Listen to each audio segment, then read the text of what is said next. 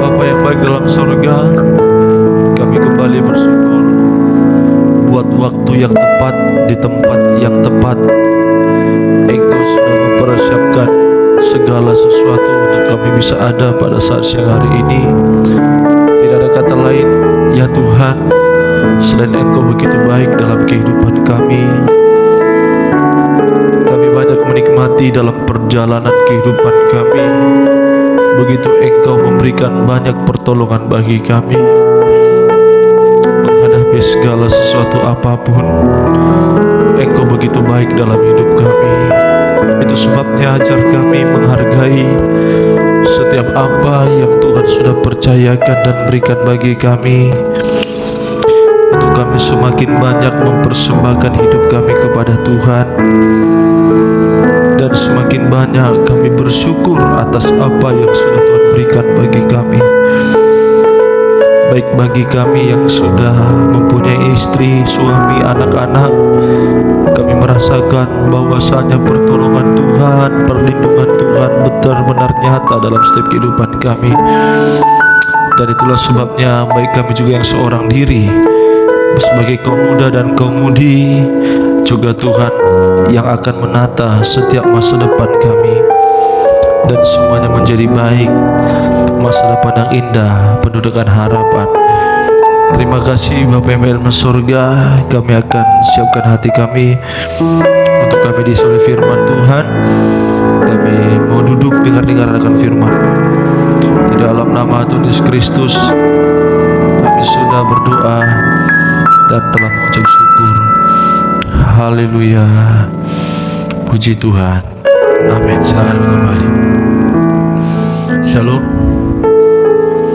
selamat siang Bapak Ibu, saudara-saudara yang terkasih dalam nama Tuhan, yang telah memberikan kesempatan bagi saya dan saudara kembali untuk kita bisa ada di tempat ini. Semuanya oleh karena kasih setia Tuhan yang begitu baik dalam setiap kehidupan kita.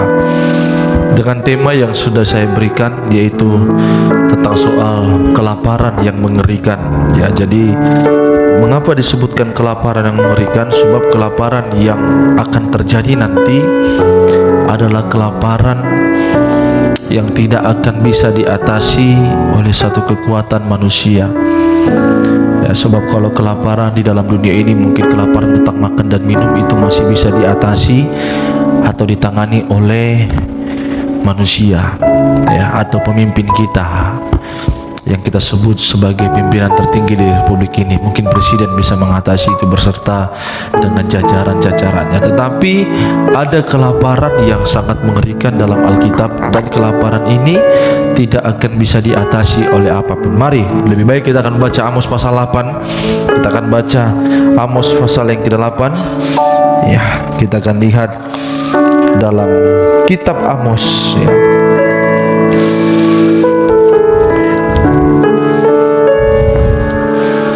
Pasal 8 ayatnya yang ke-11 sampai pada ayatnya yang ke-14, ya. Amos pasal 8 ayat ke-11 sampai pada ayatnya yang ke-14. Sesungguhnya waktu akan datang, demikianlah firman Tuhan Allah, aku akan mengirimkan kelaparan ke negeri ini. Jadi kelaparan ini langsung kelaparan yang Tuhan yang kirimkan, Tuhan yang berdaulat, dan Tuhan yang perintahkan kelaparan itu. Kelaparan apa itu? Selanjutnya, bukan kelaparan akan makanan dan bukan kehausan akan air. Jadi bukan kelaparan makanan jasmani dan bukan kelaparan secara duniawi, melainkan kelaparan dimaksudkan di situ adalah kelaparan untuk mendengarkan firman Tuhan. Jadi nanti pada akhirnya, ya, ayat ini akan terjadi. akan ada suatu kelaparan, tetapi bukan kelaparan secara jasmani, tetapi kelaparan akan perkara-perkara rohani. Yaitu apa? Tidak ada lagi waktu dan kesempatan bagi manusia yang ada untuk mendengarkan firman Tuhan. Itu sebabnya bersyukurlah saudara saat-saat ini. Kenapa?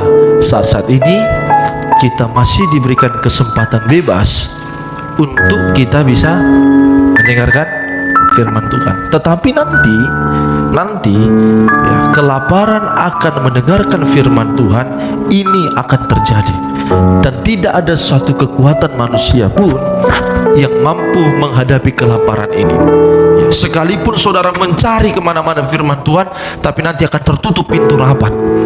Ya, tidak ada lagi waktu, kesempatan, dan tidak akan lagi ada hamba-hamba Tuhan seperti kami ini untuk menyampaikan firman Tuhan. Kita buktikan ayat 12. Ya, dan ini akan terjadi nanti ayat kedua. Silakan.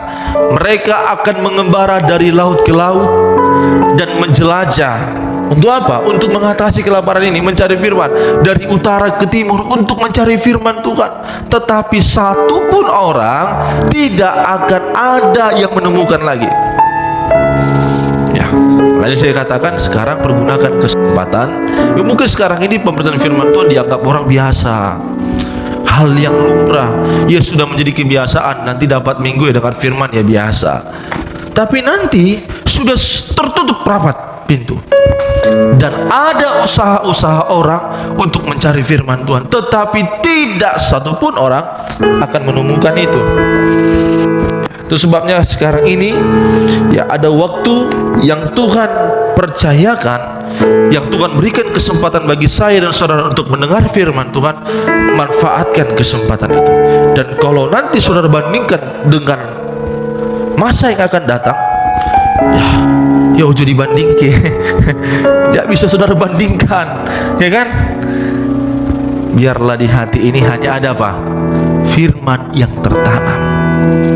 Nanti apa akibatnya? Ayat yang 13. Nanti akibatnya apa? Kalau kesempatan sekarang ini saudara tidak memanfaatkan waktu untuk mendengar firman, ya kesempatan yang baik ini saudara sia-siakan, sehingga nanti pada akhirnya saudara akan mencari firman, sudah tertutup pintu, sudah tidak ada waktu. Akibatnya apa? Ayat ke-13.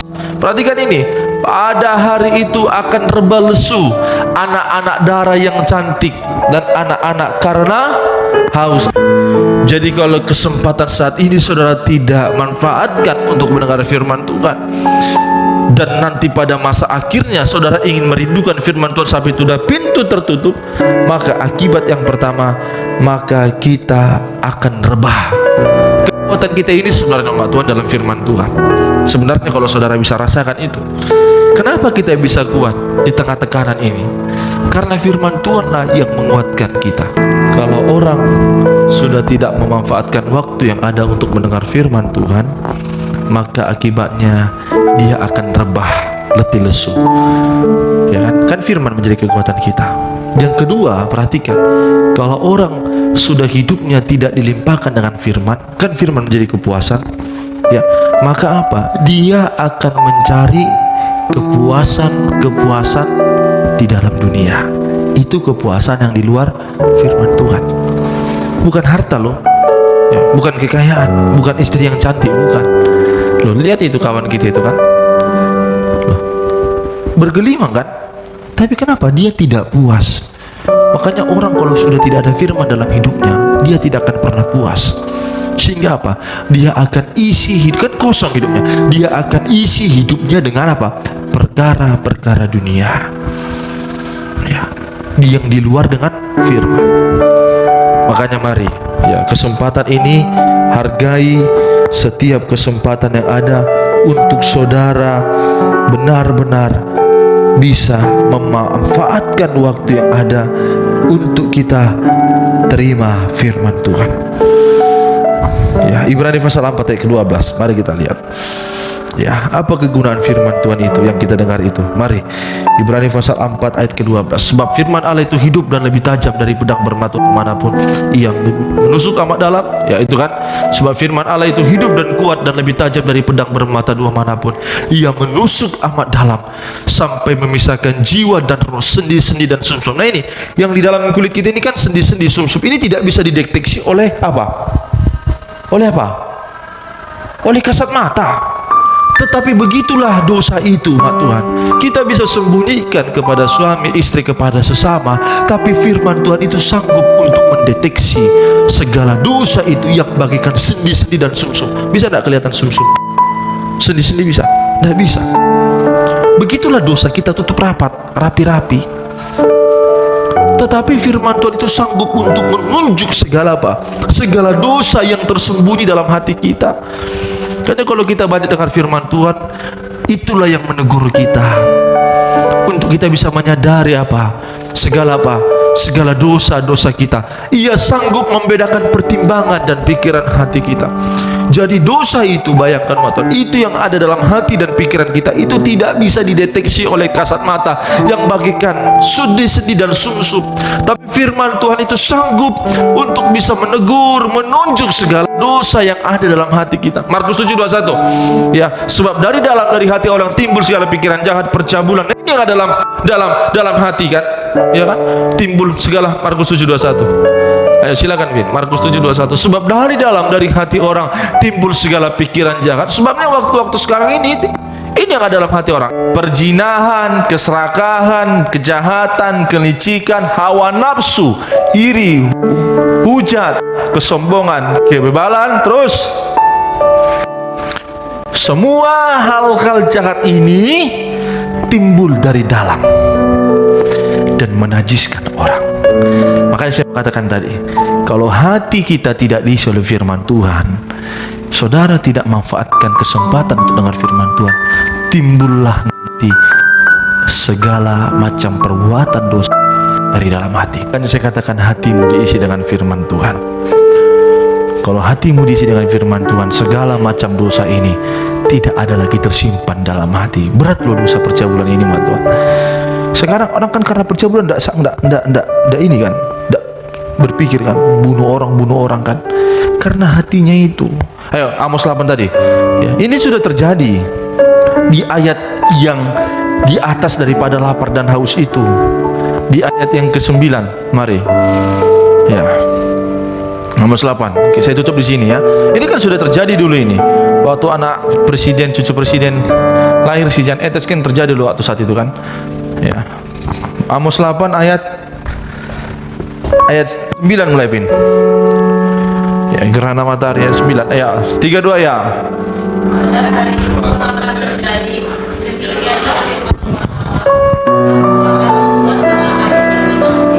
Terbenam di siang hari. Nanti ini sudah terjadi kan? Nah, nggak begitu lama lagi terjadi dan nanti kelaparan dan kehausan ini. Sekarang kan saudara punya kesempatan untuk dengar firman Tuhan. Simpan itu dalam hati lewat apa? Lewat YouTube, lewat apapun. Simpan itu supaya hatimu ini loh jangan diisi oleh tadi percabulan dan segala macam. Ya. Justru semakin banyak saudara mendapatkan uang, semakin kesempatan besar untuk melakukan dosa itu. Jiwaku haus, jiwaku haus kepadamu. Miliki rasa yang haus akan firman Tuhan. Ya